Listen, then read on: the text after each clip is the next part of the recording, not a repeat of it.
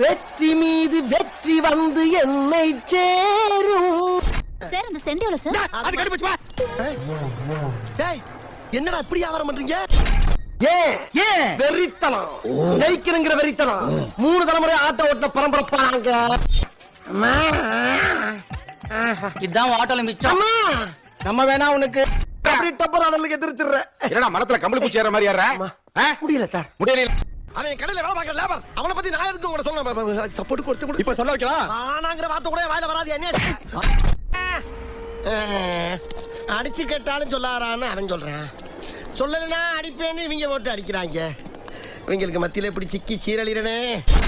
ஒரு கயரை வச்சு வேலைக்கு சேர்ந்து கடையை காலி பண்ணிட்டானே. பாரிங்கிறவன் கொடுப்பான்னு தான் கேள்விப்பட்டிருக்கேன். ஆனா இந்த பாரி கெடுப்பான்னு நான் நினைச்சு கூட பாக்கலையா.